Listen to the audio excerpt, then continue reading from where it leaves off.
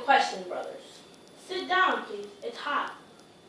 He wants to know what we're trying to say. We have here not only an extraordinary tactician, but one who has an appreciation for subtleness of expression. Yes, and for sarcasm when it's good. And for discipline, sit down, please. It's hot. And for discipline and for orders and consultations when it's possible to have them. Sit down, and for patience. When I'm not sleepy and exhausted and not overheated as I am just now. You'll learn. You'll learn.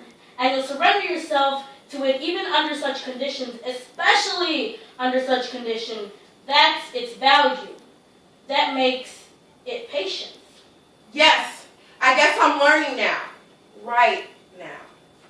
Brother, you have no idea how much you're learning. Please sit down. All right. But while ignoring my personal education for a second, I like to remember that the people have little patience with us these days. We could use this time more profitably. And I can tell you that politicians are not personal persons, but I won't. How could we use it more profitably? By organizing their anger. So again, our great tactician has relieved himself. Today he's a busy man. First an oration over the body of Brutus, and now a lecture on the patience of Negro people. I move we issue his remarks in a pamphlet. They should create a natural phenomenon. Look, an unarmed man was killed. A brother, a leading member shot down by a policeman. We had lost our prestige in the community. I saw the chance to rally the people, so I acted. If that was incorrect, then I did wrong. So say it straight, without this crap. It'll take more than sarcasm to deal with the crowd out there. He hasn't read the newspapers. You forgot. It wasn't necessary he was there. Yes, I was there, if you're referring to the killing. There, you see, he was on scene. And still, you organized that sideshow of a funeral. How could there be a sideshow without you as a star attraction? Who drove the two Tibbets emissions? Brother Two-Bits? What's wrong with the funeral? Now we're making progress. The strategist has raised a very interesting question. What's wrong? He asked. All right, I'll answer. Under your leadership, a treacherous merchant of vile instruments of anti-Negro, anti-minority, racist bigotry has received the funeral of a hero. Do you still ask what's wrong? But nothing was done about a traitor. We all heard you admit it. We dramatized the shooting of an unarmed black man. That black man, as you call him, was a traitor, brother. A traitor. What is a traitor, brother? He was a man and a Negro. A man and a brother. A man and a traitor, as you say. Then he was a dead man. And alive or dead, he was jammed full of contradictions. So full that he attracted half of Harlem to come and stand in the sun in answer to our call. So, what is a traitor? So now he retreats. Observe him, brothers. After putting the movement in the position of forcing a traitor down the throats of Negroes, he asked what a traitor is. Yes, and as you say, it's a fair question, brother. Some folks call me a traitor because I've been working downtown. Some call me a traitor if I was in the civil service, and others if I simply sat in the corner and kept quiet. Sure, I consider what Clifton did. And you defended him. Not for that. I was as disgusted as you.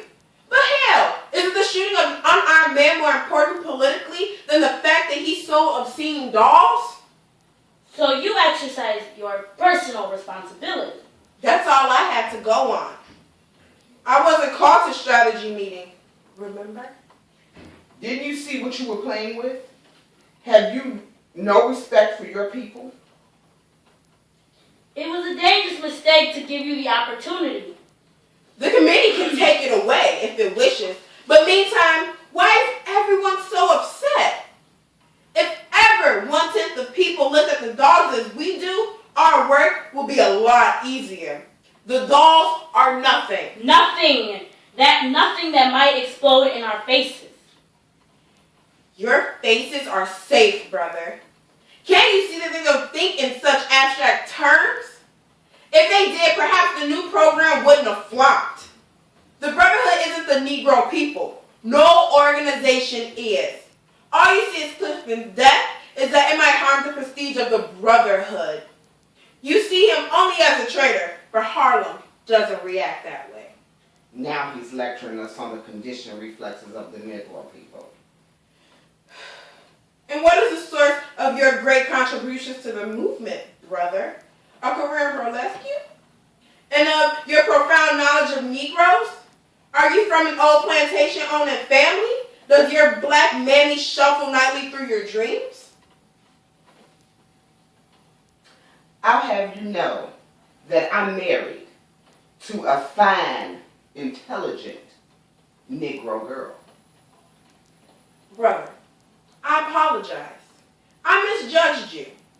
You have our number. In fact, you must be practically a Negro yourself. Was it by immersion or injection?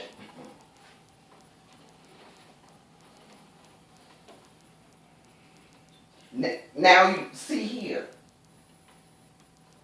Brothers, let's stick to the discussion. I'm intrigued. You were saying?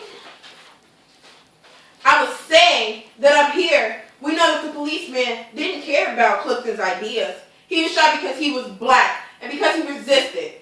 Mainly because he was black. You're riding the race again. But how do you feel about the dolls? I'm riding the race I'm forced to ride. And as for the dolls, they know that as far as the cops were concerned, Clifton could have been selling song sheets, Bibles, mattos. If he'd been white, he'd be alive. If he accepted being pushed around. Black and white, white and black. Must we listen to this racist nonsense? You don't, brother Negro. You get your own information straight from the source. Is it a mulatto source, brother? Don't answer.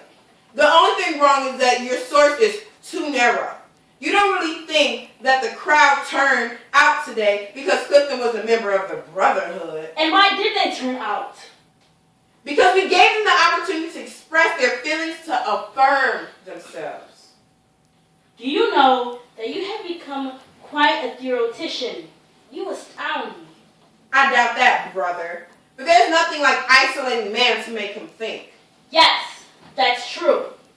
Some of our best ideas have been thought in prison. Only you haven't been to prison, brother. And you were not hired to think. Have you forgotten that? If so, listen to me. You were not hired to think.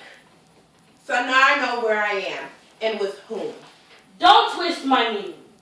For all of us, the committee does the thinking.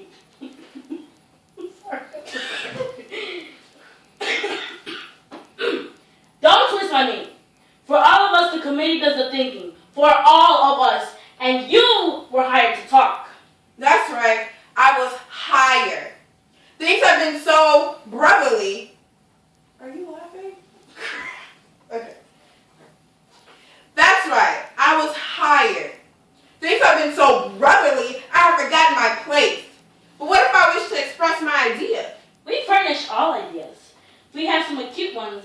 Ideas are a part of our apprentice. Only the correct ideas for the correct occasions. And suppose you misjudge the occasion. Should that ever happen, you keep quiet. Even though I am correct? You say nothing unless it is passed by the committee. Otherwise, I suggest you keep saying the last thing you were told. And when my people demand that I speak, the committee will have an answer. Yeah!